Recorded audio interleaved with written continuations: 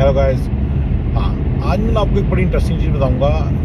ये उन लोगों के लिए बड़ी इंपॉर्टेंट है जो लोग इंडिया से यहाँ पे आते हैं और उनके दिमाग में बिजनेस आइडियाज़ आते हैं, नए नए बिजनेस आइडियाज़। उसके अलावा जो लोग यहाँ पे बिजनेस इस्टेब्लिश भी थोड़ा सा कर लेते हैं कि हमारी, और वो जब फंस जाते हैं बिजनेस में तो सोचते हैं नए नए आइडियाज़, ये भी कर सकते हैं वो भी कर सकते हैं। ये ऐसे बंदे जिनके पास इंडिया में पैसा बहुत है तो यहाँ पे आके जब वो बिज़नेस करते हैं तो उसके ऊपर ये सारे आइडियाज़ एप्लीकेबल हैं। देखिए, फर्स्ट ऑफ ऑल यहाँ का जो बिज़नेस है वो जॉब की तरह ही है। अगर आप उसको प्रॉपरली सुबह जाओगे शाम को करोगे, ऐसा थोड़ी है कि इंडिया की तरह की बिज़नेस कर रहे हो तो बाद में 4-5 नौकर चाकर रख लिए चलता वो बढ़िया चल रहा बिज़नेस। ऐसा कुछ नहीं होने वाला यहाँ।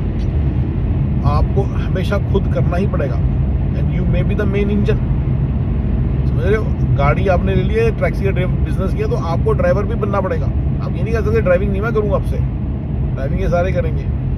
आपको कुछ वारे नहीं पड़ेगा, ड्राइवर बेच के खा जाएंगे क्योंकि ड्राइवर की सैलरियाँ बहुत ज़्यादा है, उसको बेच के खाने की टेंडेंसी पूरी है तो आपको बड़ा मुश्किल होगी।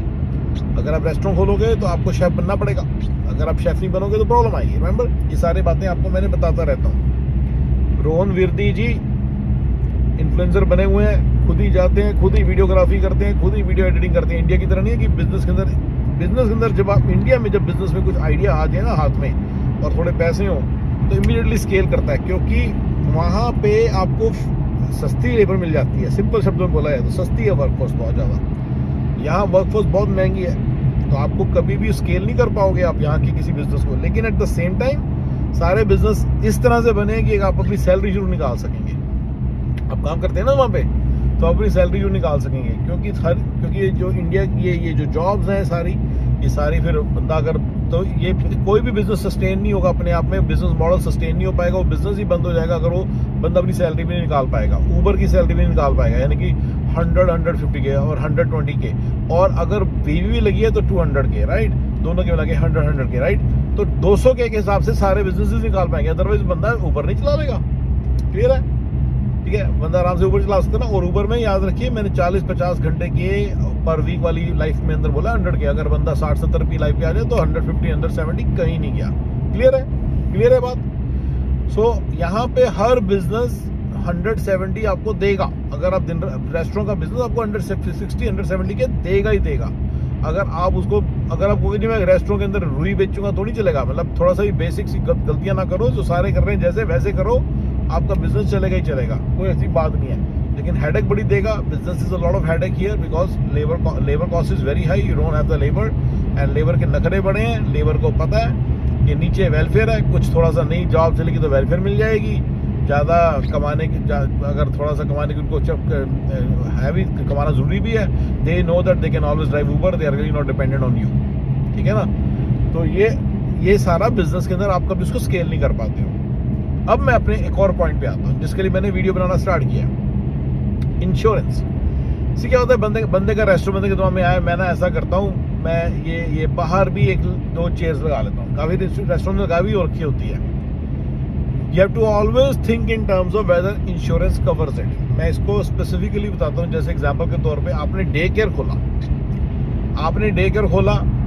ठीक है, आपको पता नहीं चाहिए भी तो आपने डे केयर, आपने बोला यार बंदा काम कर रहा है, इसकी सैलरी भी निकल रही है और मेरा भी सैलरी निकल रही है, मेरा अच्छा पैसा बन रहा है। अब मैं ऐसा करता हूँ, फॉर एग्जाम्पल बच्चे कम आ रहे हैं, बच्चा ना एक स्कूल है पास ही, वो स्कूल से बच्चे भी मान लो मैं स्कूल वालों को डील देता हूँ कि आपके बच्चे भी मैं ले आऊँगा,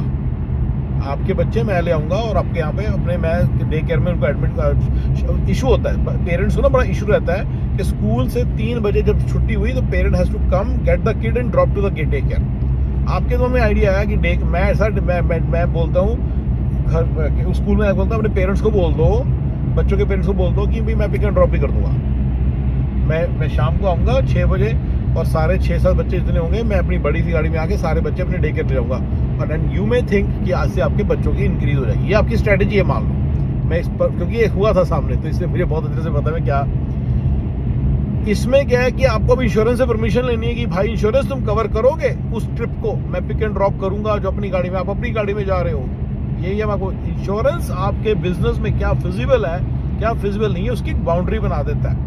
उसके बाहर अगर वो इंश्योर नहीं कर रहा तो आप नहीं कर सकते उस काम को। जो नए नए आइडियाज आपके दिमाग में आते हैं ना, इंडिया से सीख के आते हैं नए आइडियाज, जो विवेक बिंद्रा जी देते हैं आइडियाज, संदीप महेश्वरी देता है जो आइडियाज, वो सारे जो आइडियाज है ना वो यहाँ पे इम्प्लीमेंट नहीं कर सकते आप। वो कहता है जी एक बंदा वहां पे बाहर बिठा दो, वो सबको मैसेज करी जाएगा, अच्छा। दूसरा रेगुलेशंस है, आप कह रहे हो आप सॉलिसिटिंग की रेगुलेशंस है, फॉर एग्जांपल आप जाके ऐसे जस्ट लाइक किसी को सॉलिसिट नहीं कर सकते, right? Solicit for the business, for becoming your customer. तो उसके पूरे समझ आने चाहिए भी क्या चीज अलाउड है, क्या चीज नहीं है। उसमें कुछ चीजें अलाउड है, कुछ चीजें नहीं अलाउड है। तो आपको पता होना चाहिए, आप सॉलिसिट नहीं कर पाएंगे। तो अगर आपके पास कोई बिजनेस आइडिया है तो आपको समझ कानून क्या कहता है। रेगुलेशन का रफली मीनिंग कानून है यहाँ पे। कानून क्या कहता है वो आपको पता होना चाहिए, नहीं तो आप उस काम को कर नहीं पाओगे। ठीक है, जैसे कि for example day care business में एक कानून है कि 6 बच्चों से ज्यादा एक टीचर के ऊपर 6 बच्चे हो सकते हैं, 6 बच्चों के ऊपर एक टीचर होनी चाहिए। अगर 6 से ज्यादा 7वां बच्चा होगा तो नई टीचर चाहिए, नई टीचर चाहिए आपको, ये कानून है। तो आपकी प्रॉफिटेबिलिटी तो ही मारी गई ना। अगर आपने सोच लिया कि मैं यार टीचर ले आऊंगा तो 6 बच्चों। इसी तरह से असिस्टेड लिविंग के अंदर 6 बेड के ऊपर 12 बेड के ऊपर कानून चेंज हो जाता है, उसका स्केल चेंज है, उसका कानून चेंज है। रिक्वायरमेंट्स जो चाहिए आपको इन हाउस ये मेंटेन करना पड़ेगा, इन हाउस वो मेंटेन करना पड़ेगा। तो इसलिए आपको आप नोट करना असिस्टेड लिविंग 12 बेड के बड़े होते हैं, 12 या 12 से कम बेड के, उसका पीछे लॉजिक है। ठीक है ना। अब बंदा समझ रहे हो, तो ये रेगुलर कानून और इंश्योरेंस बहुत तगड़ी बाउंड्री डिफाइन करते हैं। अब क्या अलाउड है आपको और क्या अलाउड नहीं है आपको, क्या स्केलेबिलिटी पैटर्न अलाउड है आपको, क्या स्केलेबिलिटी पैटर्न नहीं है अलाउड आपको। ठीक है ना। क्या क्या फिजिबल है बिजनेस वाइज, क्या क्या फिजिबल है ही नहीं। आपकी इंश्योरेंस कवर ही नहीं करेगी तो कर कैसे लोगे, राइट? तो जो बिग कॉर्पोरेशंस है वो तो सारी की सारी उनके बीच में रहती हैं, उनको तो एंडलेस सप्लाई ऑफ मनी होता है, उनको तो पैसा ही पैसा है। लेकिन आप नहीं रह पाओगे। अच्छा, तीसरा लेबर को इतने सारे राइट्स हैं, इतने सारे जो वर्कफोर्स इतने सारे राइट्स हैं, तो सैलरियां ज्यादा हैं, उनको इंश्योरेंस देनी है, हेल्थ इंश्योरेंस देनी है। You are competing with welfare, you are competing with who? Welfare में ही उनको $4,000 मिल जाने, तो आपको 4,000 से ऊपर ही देने पड़ेंगे पैसे, और इंश्योरेंस भी देनी पड़ेगी, नहीं तो बंदा वेलफेयर भी नहीं चला जाएगा। तो आपको ये पैसे भी देने, फिर उनके नखरे बर्दाश्त करने, फिर कानून है लेबर लॉ के, राइट? मतलब बंदा कहता है मैं ऐसा करूंगा, ये स्कूल है, ये डे केयर है, ये डे केयर है, मैं दोनों को कंबाइन कर दूंगा। अरे भैया, जो बंदे आप निकालोगे, विस्कॉन्सिन का मुझे रूल पता है, 2 साल की सैलरी देनी पड़ती है। कुछ रूल्स मुझे मालूम है, क्योंकि जब मैं नया आया था, जिस कंपनी में काम करता उसका मर्जर हो रहा था, तो मैंने कहा तेरी तो जॉब चली जाएगी। मैंने अपने कलीग से पूछा जो वहाँ क्लाइंट पे काम करता, कहता actually I am waiting for it. मैं वो क्यों? मैं तेरी जॉब चलेगी तो नुकसान हो जाएगा तेरा। कहता नहीं, एक्चुअली 2 साल की सैलरी फ्री मिलेगी। तो वहां से पता चल जाता है, जब किसी कंट्री में रहो तो बड़ी इंटरेस्टिंग बातें पता चलती हैं। तो आप जो बैठे इंडिया से आए हैं ना, कच्चर पट्टी जिनका दिमाग है, सॉरी टू से, जिनके दिमाग में कचरा भरा है आपके यहाँ पे आइडियाज काम नहीं करेंगे कोई भी आपके जैसे फालतू लोग ना, ये हार्वर्ड से पढ़े हुए लोग हैं, आपके जैसे पढ़े हुए ना, सवेरे चने की जगह खाते हैं ये साले, तो आपका कुछ नहीं गलने वाला। और जो कानून बनाने वाले हैं ना, वो हार्वर्ड से पढ़े हुए लोग हैं, आपकी तरह नहीं है अनपढ़ लोगों को ही बना के रख दिया पॉलिटिशियन। दिमाग वाले बंदे हैं, आपको तो ऐसे ही चबा के खा जाएं।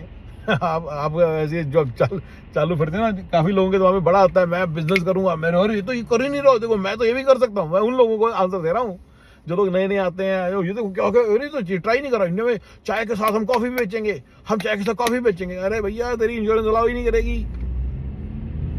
Business feasibility, whether business is gonna be profitable, ये एक अलग स्टडी है। इंश्योरेंस कवर करेगी कि नहीं करेगी, कानून क्या कहता है होगा कि नहीं, लेबर उसमें किस तरह से होगी, ये 3-4 चीजें अलग हैं। पर मैंने इंश्योरेंस और बिजनेस के लिए ज्यादा बनाया बिजनेस, बट बिजनेस का भी मैंने आपको बता दिया हैक है। आपका बिजनेस फ्लरिश में बहुत बड़ा लेबर भी एक हैक है। अब लेबर ही नहीं मिलेगी तो कैसे कर लोगे? लेकिन लेबर, आपको पता है लेबर मिलना मुश्किल है, महंगी है, लेकिन ये नहीं पता कि लेबर के महंगे के मतलब एक और ही आयाम है, यानी कि उनको पैटर्निटी लीव देनी पड़ती है 6-6 महीने की। मैटरनिटी लीव तो छोड़ ही दो, 7-7 महीने की तो हमारे घर के लोगों ने ली है, पेड, फुल्ली पेड। आप कैसे दे दोगे 7 महीने की सैलरी? पहले आपके तो सैलरी ने पट कटे हुए, आप थोड़े तो वैसे ही सैलरी ने तुम्हारा दिमाग खराब कर रखा है, आप कैसे कर लोगे? तो ये सारी चीजें आपको समझ में आनी चाहिए। इस कंट्री में बिजनेस करना एक गुनाह है,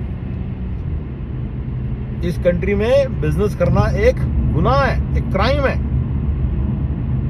आप कुछ सोचोगे मैं ऐसे भी कर लूंगा, आपको दूसरे करके ऐसे मैंने बता दिया 200 के कमाना कोई बिजनेस नहीं, बड़े आराम से कर लोगे, खुद ही हो जाता सारा काम। 200 के तक खुद कर लेते हो, 200 के तक कमाना, बात हो रही है मिलियन कमाना जिसकी जरूरत है, अदरवाइज आप मिडिल माइनस लाइफस्टाइल में फंसे रहोगे।